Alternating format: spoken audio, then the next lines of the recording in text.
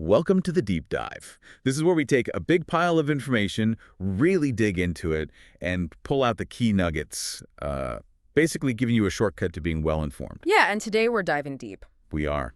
We're plunging into a world that's, well, it's often wrapped up in misunderstanding, isn't it? Definitely, and controversy, too. But also filled with, incredible loyalty and these unique paradoxes. We're talking about the American Pit Bull Terrier. That's the one. A breed that sparks, really intense debate, but also incredibly deep affection from those who know them. Exactly. So where are we getting our insights today? Our deep dive today is really centered on the fascinating mind of a renowned APBT breeder, Tom Garner. Okay. We're drawing directly from some really compelling excerpts from his YouTube channel's podcast. It's honestly a treasure trove of knowledge for anyone who's serious about this breed. Right, so direct from the source material. Absolutely. Our mission here is to sort of unpack his decades of experience, try to understand the philosophy, what drives his breeding decisions. And his thoughts on the future, too. And his thoughts on the breed's future, yeah, his candid thoughts. It's a chance, really, to get a nuanced, a detailed perspective from someone who has, lived and breathed these remarkable animals for, nearly half a century now? Wow, almost 50 years. And as we get into his world, we're going to hit some really interesting questions, I think. For sure. Like, how does a breeder consistently produce dogs of such high caliber? It's not just the physical stuff, right? It's temperament. Exactly. Mastering both. But what does it actually mean for an animal to have, both immense power and this unparalleled capacity for empathy he talks about? That paradox again. Yeah. And how does a breed like this navigate a legal landscape that, let's be honest, often treats it with fear, with misunderstanding? Big questions. Big questions. So if you're ready to explore the genetics, the heart, and even the legal complexities around this powerful and, often controversial breed, let's start this deep dive. Okay, so our journey into Tom Garner's insights, it makes sense to start at the foundation, right? His operation. Absolutely. And it's built on this depth of knowledge, cultivated over decades, but importantly, not just by him, he has a team. That's a key point. The source material really emphasizes the invaluable role of his crew. Right, especially this figure named Dell, described as a highly valued member of the Bulldog Hill crew. Yeah, Dell's crucial. It's clear this isn't just, one man's empire. It's definitely a collective effort. So what does Dell bring to the table? Well, Dell brings an astonishing 20 years of bulldogging experience. 20 years. Yeah. And we need to be clear, bulldogging here, it doesn't just mean owning dogs. Right, not just pets. No. It signifies this deep, hands-on, practical knowledge, acquired through really extensive daily interaction with American Pit Bull Terriers.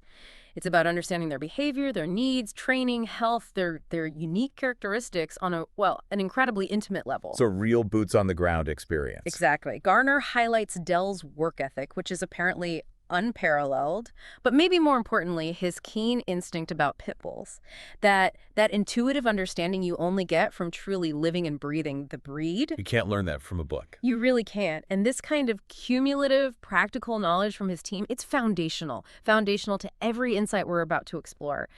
It just underscores that breeding success at this level, Garner's level, it's a true team effort, built on profound, lived experience, not just theory. Okay, so building on that foundation of experience, one of the first specific things that comes up in the source material is a particular dog, historically significant. Garner's Travis, later known as Rocca Stonewall. Ah, yes, Travis. And the immediate question is, why didn't Garner, with his reputation, continue breeding with that specific line? It sounds like maybe a pivotal moment, a transition point, perhaps, in his breeding journey. Yeah, you've hit it. Travis, or Rocca Stonewall as he became known, he does represent a significant transition point for Garner as a breeder. Okay. Now, he had immense respect for those animals. He acknowledged their high quality. So his decision, it wasn't really about dissatisfaction. Not that they weren't good enough. Not at all. It was more about a strategic desire to deepen the lineage, to concentrate the desirable traits even further. Right. And his plan was to achieve this using a breeding strategy called line breeding. Okay, line breeding. Can you break that down a bit for listeners who might not be familiar? Sure. Line breeding, it's a controlled and deliberate method. You're breeding related individuals, usually within, a few generations. Not immediate family, but close-ish. Close-ish, yeah. The goal is to concentrate those desirable traits you want and, crucially, to make the outcomes more predictable. It's a way to sort of solidify a particular genetic makeup. Got it. So how did he apply that with Travis's line? Well, in this specific case, Garner acquired a female. Her name was Missy Kenshaw Missy. Okay. And what made Missy particularly valuable, genetically speaking, was that she was a full sister to a very, very famous dog known as Jeep. Jeep. Okay, that name carries weight in the APBT world. Huge weight. So, knowing this, Garner's goal was to find the absolute best dog to breed her to, the most complementary, the most powerful genetic match he could find. The perfect partner. Exactly. And this rigorous search led him to the snake dog. The snake dog, yeah. A well-known force in the breed world at the time. He was a grand champion owned by a guy named Span Bram down in Bamberg, South Carolina. Okay. And what made the snake dog stand out? He was admired for his super high ability. Garner described him as a very impressive animal. High praise. Very high. And Missy, on her side, she was considered at the time to be the most successful female producer of titled pit bulls. Wow. Yeah. And she was linked to 50% honey bunch breedings, which is another highly respected line. So you put these two together. Powerhouses. Powerhouses, proven track records. Garner strongly believed, combining these two, it was a reasonable way to pursue excellence. So he had this genetic formula worked out in his head. Pretty much, yeah. A very clear formula. And he didn't just try it once. He put it to the test multiple times. Right. You said he bred them 3 times? 3 times. That commitment really shows his profound confidence in that specific genetic pairing. And the results. Especially regarding Travis. The offspring, just as he had anticipated, were exceptional. One of them was Travis. And Garner noted Travis was very much like his father, the snake dog, inheriting those really impressive qualities. So the formula worked. It did. But, even with an operation as extensive as Garner's, he just couldn't keep all the remarkable dogs from breedings like that. It's just not practical. Too many good dogs. It's essentially, yeah. So Travis was sold. First to a lady named Mary Parsons, possibly from Ohio, the source mentions. Right. And then later, Travis ended up with Frank Rocca, and that's when he was renamed Rocca Stonewall. Ah, okay. That renaming aspect, this brings us to a really interesting point from Garner. His philosophy on names. Yeah. He expresses this very strong opinion that a dog's name should stay with the breeder, like an artist's signature on a painting. Exactly. He believes the man who created the dog, his name should always be on the dog's name.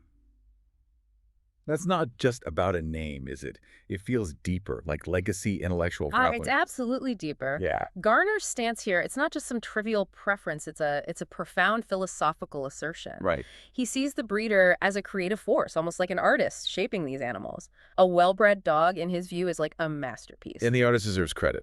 And the creator's signature should endure. Exactly.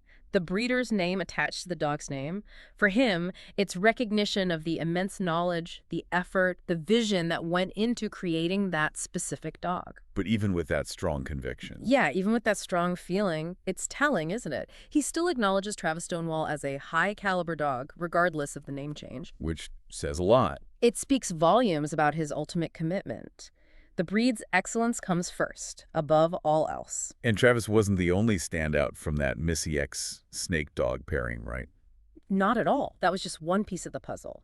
From those same breedings, other highly significant dogs emerged. Like who? Well, there was the Ronnie dog, for instance. He went on to produce the champion mechanic dog. Okay. And Garner also strategically kept a couple of females from those litters. Ah, for his own program. Exactly. He bred them back into his revered Frisco line. Okay, crossing back into Frisco. And that deliberate crossbreeding resulted in champion Hickory. Hickory, you mentioned him earlier. Yeah.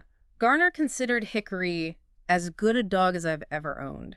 He talks about Hickory with just immense pride. It's a testament to his exceptional quality, not just the physical stuff, but keen intelligence, incredible heart. The whole package. The whole package. And that same lineage also produced Champion Shaker and Champion Asia, all described by Garner as very, very high caliber dogs. Wow.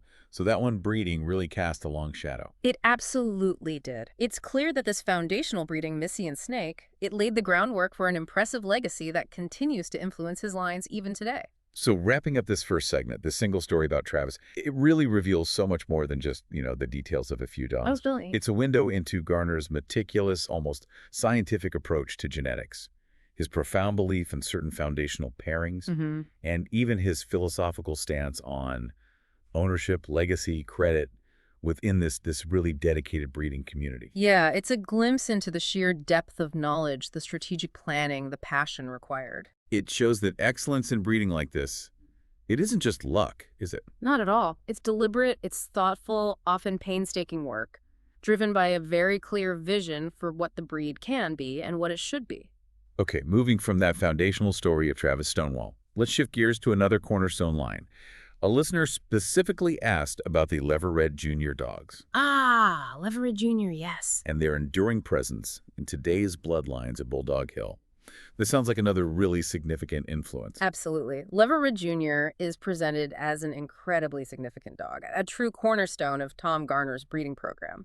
So what was he like? What made him stand out? Garner characterizes him as incredibly driven, hardworking, high-ability, tough bulldog. Okay, let's unpack those terms a bit. Driven. Driven speaks to an unparalleled internal motivation, just relentless. Okay. Hardworking. That refers to a willingness to exert effort, constantly, never quits. High ability. That points to his innate genetic talent, his physical prowess, just natural gifts. And tough. Yeah. Not necessarily aggressive, right? No, exactly. Tough in this context isn't about aggression. It's about resilience, endurance, and indomitable spirit. It's a profound statement about the dog's intrinsic, inherent qualities that go way beyond just physical strength. Okay. And Garner gave some examples to illustrate this. He did, and they're quite vivid, almost legendary examples. He talks about how Leverett Jr. could be put on a big treadmill. Big treadmill. Meaning Meaning a serious, heavy-duty mill. Right. One that requires real effort from the dog just to spin the belt. Okay. Hard work. Right. And they'd put a stuffed animal in front of him, strategically, to keep his focus. Lure. Exactly. And Leverett Jr. would run for 3 hours. 3 hours. 3 hours, and apparently still be running with the same intensity at the end. That's incredible stamina. Incredible. And the same thing applied to a cat mill. What's a cat mill? It's a type of exercise wheel, sometimes looks like a big hamster wheel or maybe a carousel, designed specifically for dogs to run on, usually with a lure like a cat toy or something similar, to encourage that drive. Gotcha. Both these examples, they define a work ethic that is above and beyond what's typical. They demonstrate dogs that are tough, driven, and game. Game. What does that repetition signify? When Garner says game, he's really emphasizing an exceptional level of gameness, which is, as you know, a highly prized trait in the pit bull world. That unwavering courage. Exactly. Unwavering courage, tenacity, that inherent drive to keep going, to persist even when facing extreme difficulty, fatigue, discomfort. It's that indomitable spirit, a refusal to quit. It's a hallmark of the breed's history, its purpose. This relentless determination is what truly set that bloodline apart. He sounds like an absolute powerhouse. Yeah. Legendary stamina and drive. Where did that come from genetically? What's in his pedigree? Well, looking at his pedigree, Garner notes there are several good dogs in there, as you'd expect. But what really stands out is a strong, prominent presence of both Boomerang blood and Bolo blood. Boomerang and Bolo. Two very famous lines. Very famous. And what's particularly fascinating here, and Garner kind of hints at this, is that there are deeper interconnected connections between the Bolo bloodline and the Boomerang bloodline that most people don't know about. Really? Hidden links. He suggests a shared genetic foundation. Yeah. Commonalities that unite these powerful lines beyond just their surface distinctions. He emphasizes that this special blood, as he calls it, has been vital from the beginning of the breed's development. Wow. Suggesting a kind of consistent genetic blueprint that has reliably produced these desired traits, drive, ability, gameness right through the generations.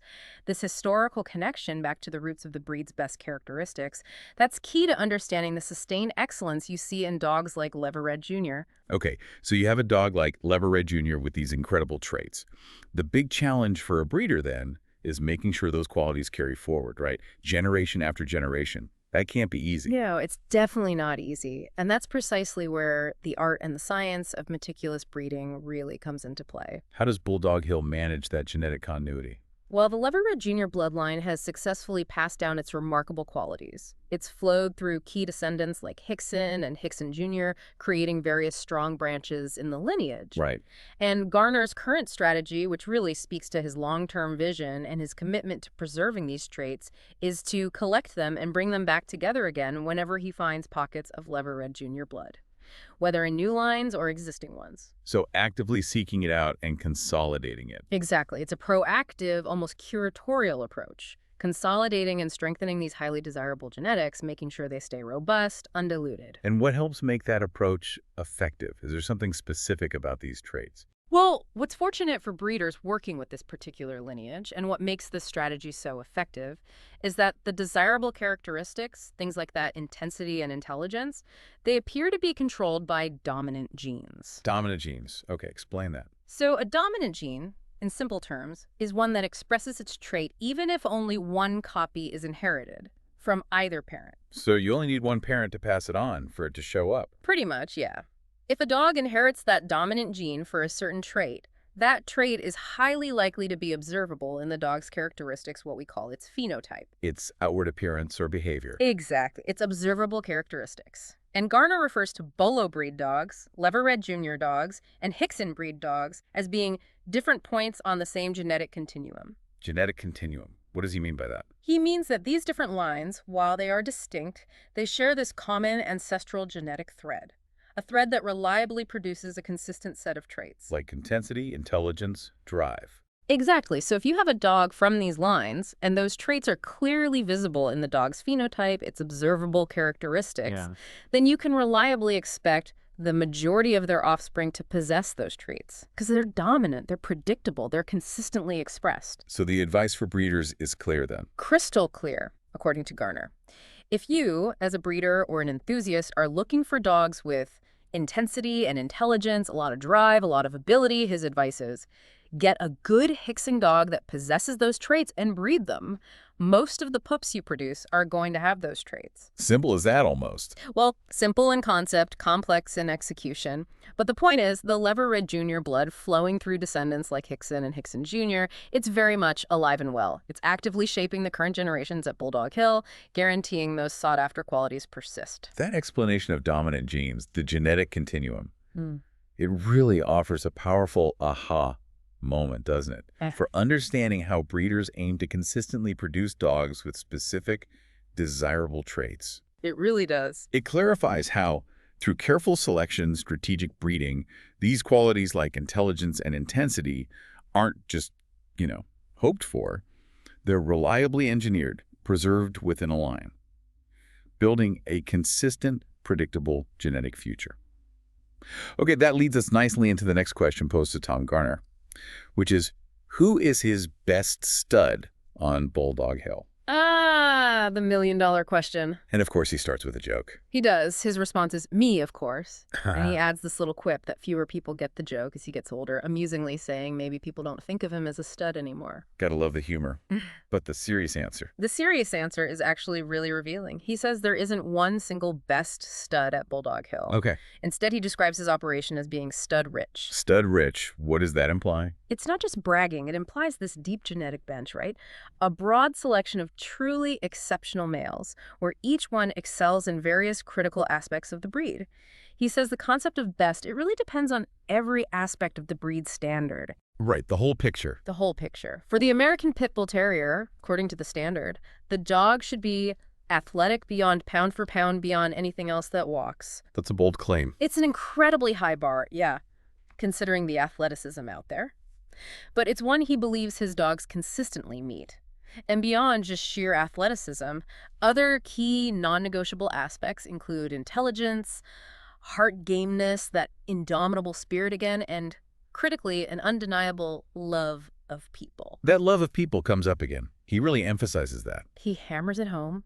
He says it's not optional for a true American Pit Bull Terrier. It's fundamental.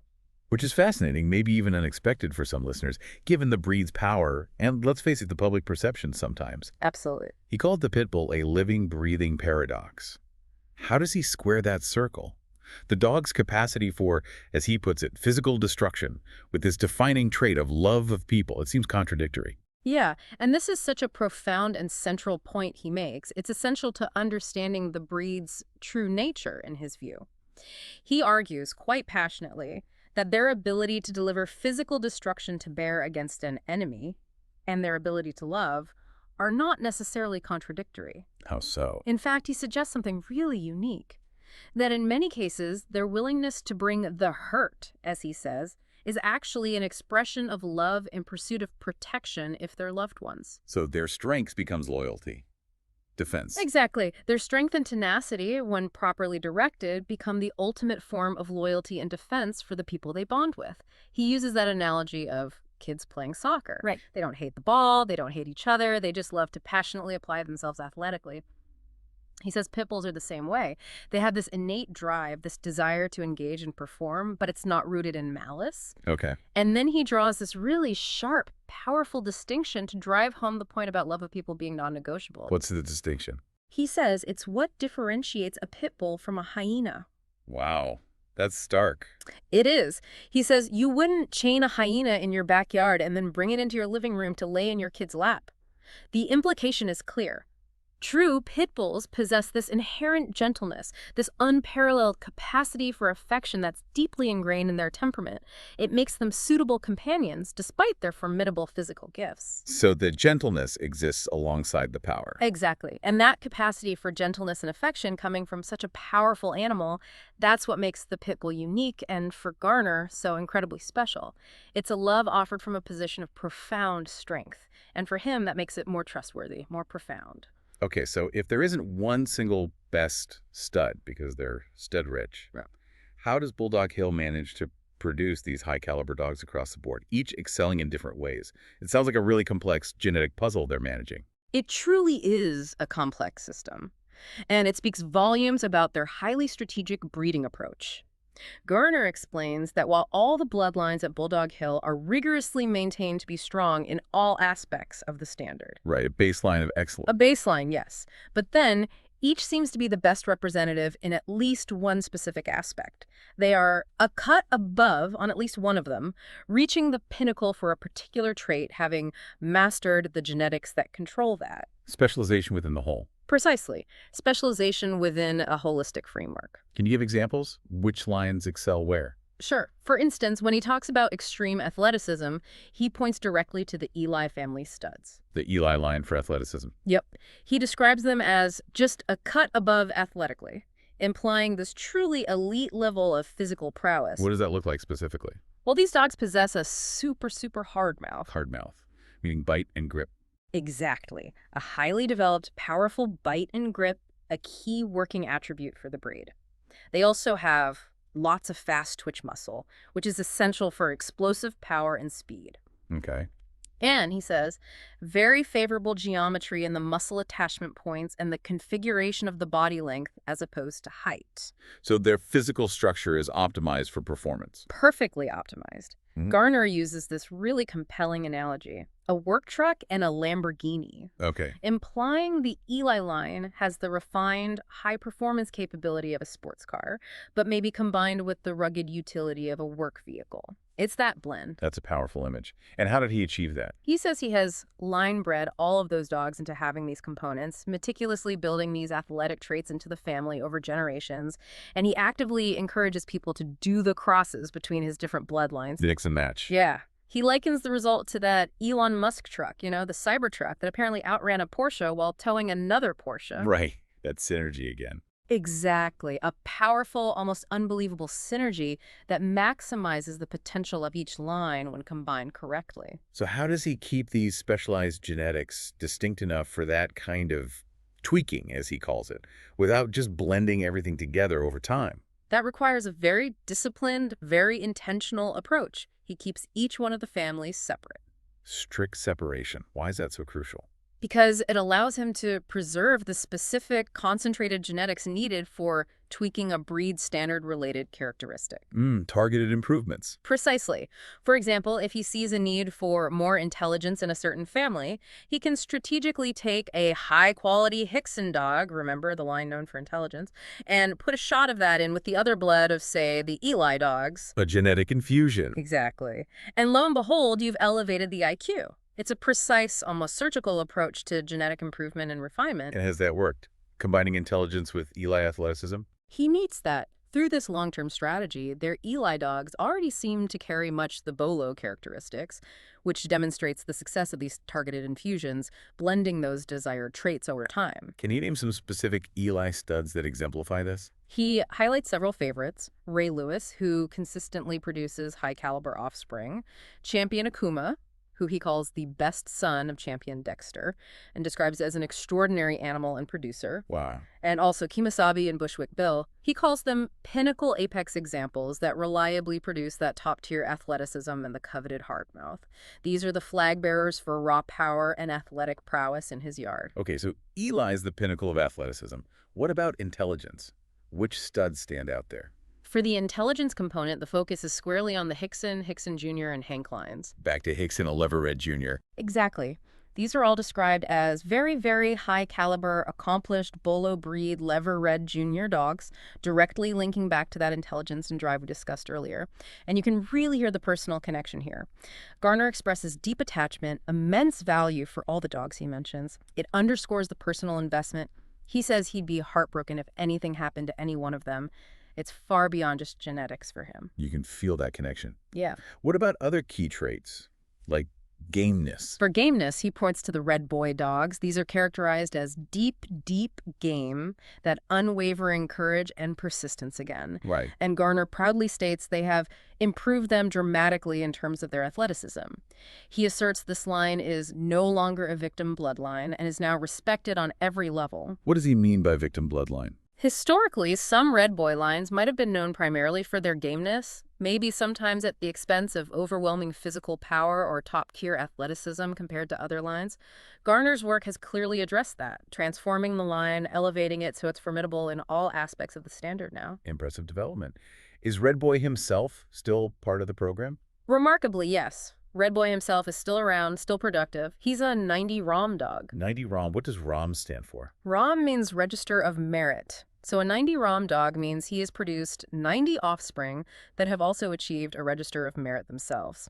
It's a huge testament to his extraordinary genetic contribution, his ability to consistently pass on those desirable traits. 90 proven offspring producers. That's incredible. It really is, and apparently he's still producing big litters. Who's lined up to carry on that legacy? Candidates for his replacement include Red John, who is bred from Red Boy back to his sister, more line breeding there, and also Sir Charles.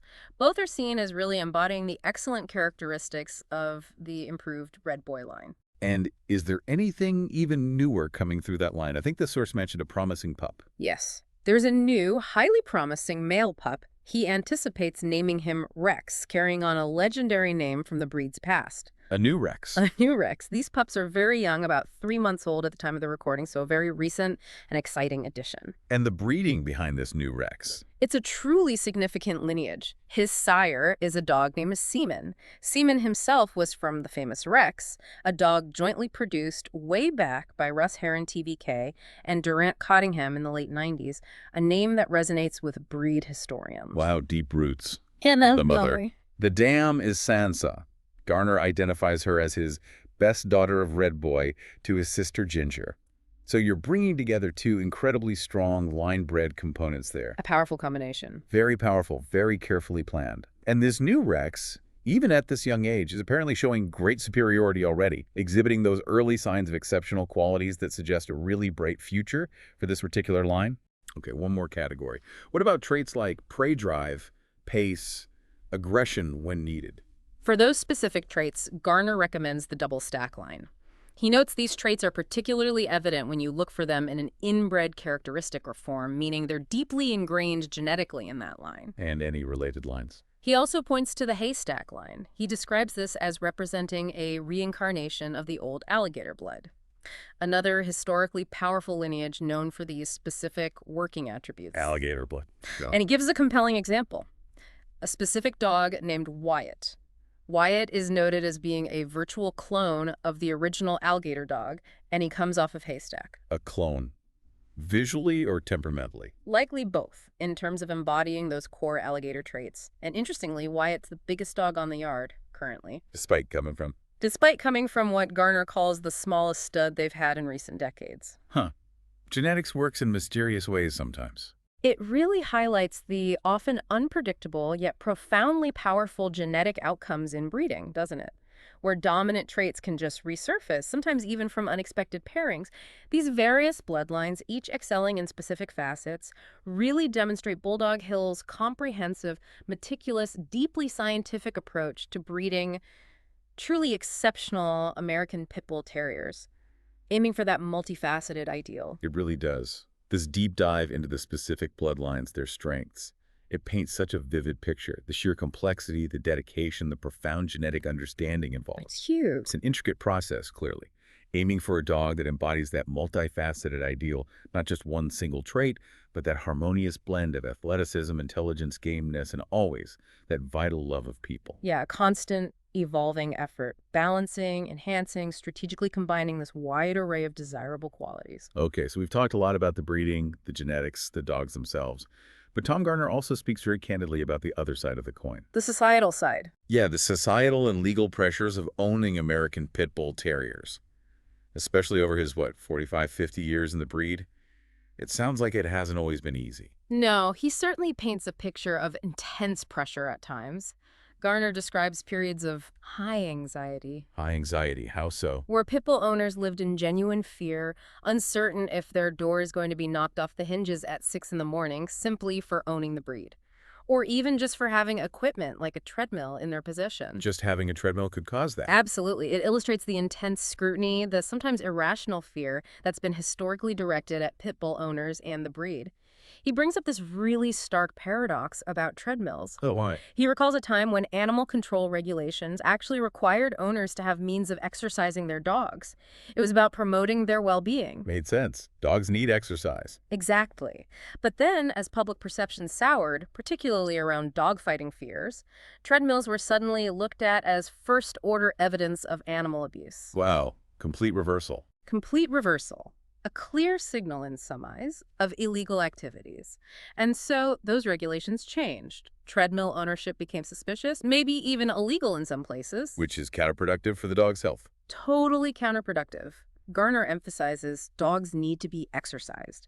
He sees it as a significant step backward for animal well-being, driven entirely by misperception and punitive laws, rather than any genuine concern for the animals themselves. Does he see any positives in how authorities handle things now? He does offer some praise. He commends his local animal control, saying they've been absolutely fair and seem genuinely focused on the well-being of dogs. So that offers maybe a glimmer of hope amidst the broader challenges he's seen over the decades. Okay. What about the laws themselves? They've gotten harsher over time, right? Misdemeanors becoming felonies. Yes, and on that broader topic of increasingly harsh legalities associated with owning or training these dogs, Garner acknowledges it's a very complex collection of issues. Complex indeed. What's his take on the impact of those harsher laws? Well, for those who would choose to break the law anyway, he believes increased penalties kind of act as a filter, separating them into the dumb and the not so dumb. What do you mean?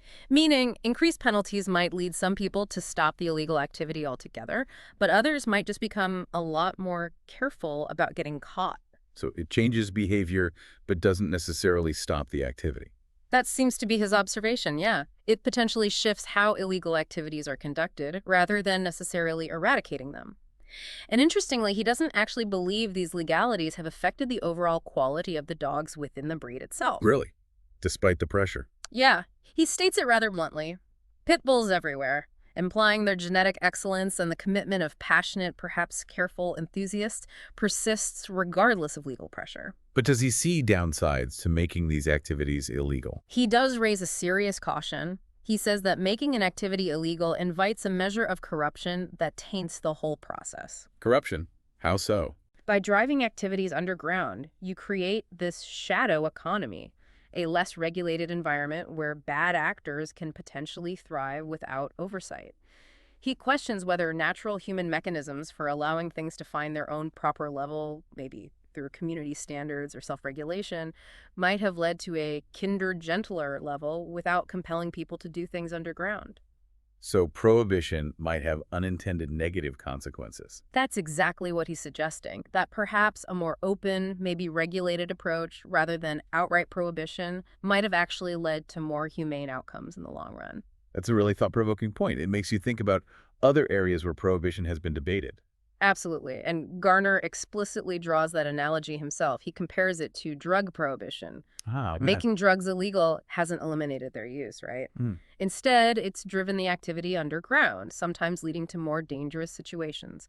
He specifically mentions fentanyl deaths as a tragic example. Right, because the quality isn't controlled. Exactly. And applying that logic, he wonders if making the testing of dogs illegal have actually been truly good or bad for the breed overall.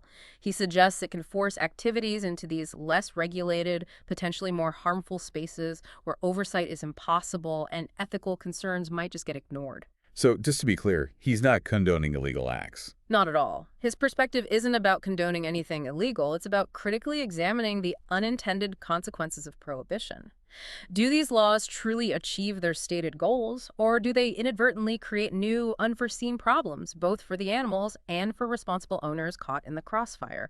It's a much more nuanced view on the societal impact of these kinds of blanket prohibitions. This whole analysis of the legal landscape, it brings us right back to that fundamental question. What is the true nature of these dogs? Because they are often portrayed as monsters in public discourse, especially when these legal battles flare up. How does Tom Garner reconcile that negative image with his 5 decades of experience? He passionately, utterly refutes the monster representation that has plagued the breed for so long. He asserts, unequivocally, that most people who are genuinely involved with pit bulls love them deeply. And he talks about their empathy, right? He does. He states they possess a greater capacity for empathy than virtually anything else that lives on this planet. That's a huge statement. It is. He describes this profound, almost spiritual experience. He says, you look in the eyes of a good pit bull, and he's going to look back in your eyes, and there's going to be a resonance, a connection, a point of understanding that rarely happens between two living things. Wow. For him, this capacity for empathy means they are acutely aware of whatever emotions and feelings and states that exist within a human. It's just such a stark contrast to that historical portrayal of them as aggressive, mindless animals. He's emphasizing their deep emotional intelligence, their responsiveness. Has he seen public perception change at all over the years? He thinks so. He notes that the status of pit bulls is actually in far better shape today, and why? Because many have been confiscated from irresponsible owners, yes. But crucially, they've then been adopted by good middle-class people. Average families. Average Americans, families who have lived with them in their homes and discovered their true nature, their inherent empathy firsthand. That widespread exposure to responsible owners living normal lives with these dogs. That's been pivotal, he thinks, in gradually shifting public perception. And he connects their toughness to their love. He does. He argues that their capacity for love and gentleness is even more believable by virtue of the fact that they're tough sobs to start with. Explain that. It sounds counterintuitive again. It's a truly profound thought he offers. If an animal loves you from a position of weakness, that love might be born out of dependence, right? Okay, makes sense. But, he argues, if something loves you from a position of strength, a creature with immense power, immense capability like a pit bull, that love is not to be trusted as much as something that loves you from a position of strength. Wait, let me rephrase that based on the source. He says, love from weakness is less trustworthy than love from strength. Okay, love from strength is more trustworthy. Exactly, because it's freely given, not born of necessity. He states it quite emphatically. Most mediocre pit bulls are better than most people. Strong words. Strong words, highlighting his deep respect, deep affection for the breed. He sees them as sentient beings, worthy of understanding, trust, and this profound love that, in his view, is more genuine precisely because it's given freely, not out of vulnerability or need. That's an incredibly powerful philosophy on love, trust, strength. So if the current legal frameworks, these prohibitions, aren't really ideal for the breed's well-being or for responsible ownership, what does a positive future look like for the pit bull? Yeah, how do you preserve those unique traits without compromise, but also, crucially, without abuse? It sounds like a huge challenge. A tightrope walk. A real tightrope walk. But Garner articulates a clear and actually quite hopeful vision for the breed's future. He hopes for an evolution in a positive direction, one that embraces the true nature of this breed and, importantly, gives it credit for all the wonderful characteristics that it has. So acceptance and appreciation. Acceptance and appreciation. He dreams of a future that allows for there to be some supervised, controlled evaluation of the true worth of the breed or true worth of the individual without abuse. Supervised controlled evaluation. What does that mean in practice? He's looking for a system that can accurately assess the intrinsic qualities, the genetic merit of these dogs, including things like their gameness, their drive, their intelligence, but without resorting to harmful or illegal practices. Does he offer any examples of what that might look like? He does. He describes a system he's observed and clearly admires in Japan. Japan, what do they do there? In Japan, apparently, pit bull clubs in all the major cities sponsor these open shows. They have maybe 10 to 15 contests at these shows. Contests, not fights. No, definitely not fights in the illegal sense. These are regulated evaluations.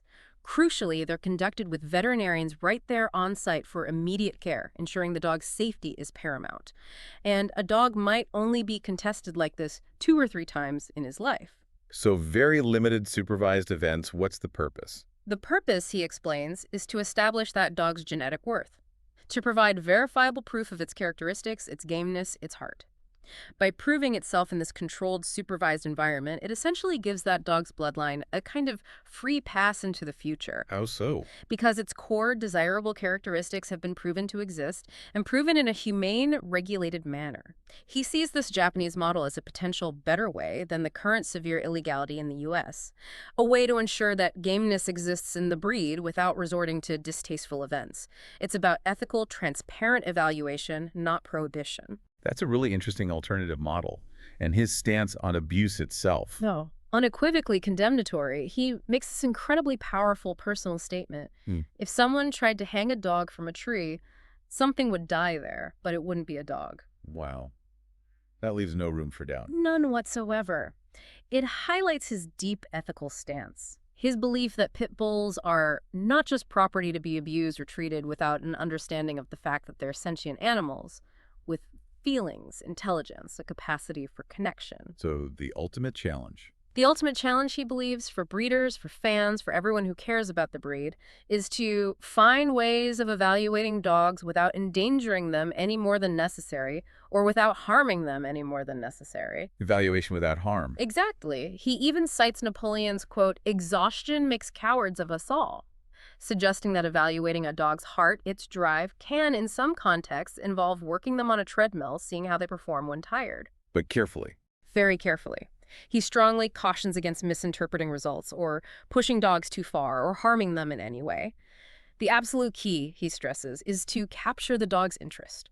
You need to engage them properly to truly measure what you're seeking. It implies a need for thoughtful, humane, insightful evaluation methods that respect the animal's nature and well-being above everything else. What's truly fascinating here, listening to all this, is how Tom Garner envisions this future, where the unique inherent traits of the American Pit Bull Terrier, their strength, intelligence, gameness, that profound empathy are understood, actually celebrated, and maybe even ethically evaluated.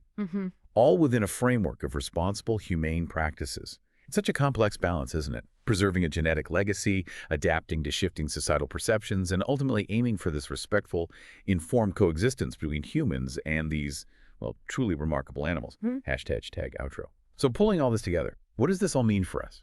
Our deep dive into Tom Garner's insights, it really reveals the profound dedication, doesn't it? It really does. The intricate scientific understanding, the deeply personal conviction that goes into preserving the American Pit Bull Terrier. It's so clear it's not just about breeding dogs for him. No, it's about understanding the very heart, the paradox of this magnificent animal, an animal that embodies both immense power and this unparalleled capacity for love. We've explored how specific bloodlines, like Garner's Travis Rocca Stonewall, like Lever Red Jr., how they lay that genetic groundwork for excellence. And we've seen how breeders like Garner strategically combine traits, aiming for those ideal outcomes, creating dogs that are exceptional in athleticism, intelligence, gameness, but always emphasizing that inherent love for people. That's key. And beyond the genetics, that unique capacity for empathy, that powerful, trustworthy love, even facing misunderstanding, facing challenging legal landscapes, that really stands out as a defining characteristic, doesn't it? It absolutely does. And the challenge, as Tom Garner highlights so well, it lies in finding these ethical, humane ways to continue evaluating, appreciating these incredible dogs, ensuring their true worth is understood, maintained for generations to come, really embracing their inherent nature, not trying to suppress it. This deep dive has certainly given us a lot to mull over, especially that powerful idea he shared, that a dog's capacity for love, when it's offered from a position of strength, maybe makes that love even more profound, more trustworthy. It's a challenging thought. It really is. And hey, for all you lovers of the American Pit Bull Terrier out there, and for anyone who wants to explore literally hundreds more hours of history on the APBT and GameDogs, There's a resource. there absolutely is. Make sure you check out the YouTube channel, APBT INFO. APBT INFO on YouTube. Yep, you'll find just a wealth of information there to continue your own deep dive. It's clear Tom Garner's perspective is just one part of a huge, complex history. Absolutely. Well worth exploring further. So, thank you for joining us on this deep dive into the world of the American Pit Bull Terrier, seen through Tom Garner's eyes. Until next time, keep exploring, keep questioning, and most importantly, keep learning.